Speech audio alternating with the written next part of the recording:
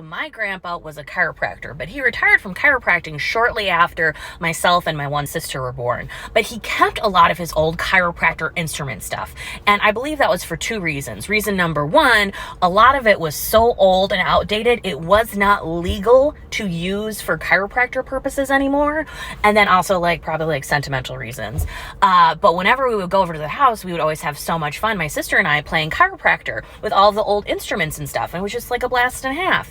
Well, one time when we were over there, we were playing with the old blood pressure machine, and we were having so much fun because you could make it get really tight on your sister's arm, and then she'd scream and be like, "Stop it!" And you're like, "I'm checking her blood pressure," but you just didn't know what you were doing. You're just basically torturing your sister. Anyway, we were doing that, and I remember one of us slammed on the blood pressure thing really hard, and from the main part of the blood pressure cuff machine thing, all of this looked like liquid metal burst out of the top like a little volcano.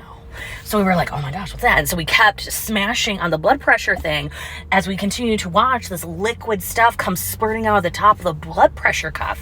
And then, we started investigating it, and we were touching this stuff, and it was a combination of liquid silly putty and Starlight, and you could splash in it, and we were having the time of our lives playing with it. It was so much fun. Who knew that the blood pressure cuff also contained liquid Starlight? Anyway, my dad came in shortly after that because he was like, "Wow, they're having way too much fun in there. What's going on?" And he promptly freaked the freak out because turns out it was liquid mercury. For the next hour, it is absolute freaking chaos because all the adults are panicking, which is causing us as kids to panic because the adults are panicking, and they're calling 911 trying to figure out hey, if the kids played with mercury, should we really bring them in? And 911 is like, "Where did you get liquid mercury? Who are you?" And then my dad's explaining to us kids what mercury poisoning looks like, and so me and my sister are convinced. We're like, "This is the end!" Ah! Anyway, it's determined that we're going to be okay and just fine, and obviously we survived.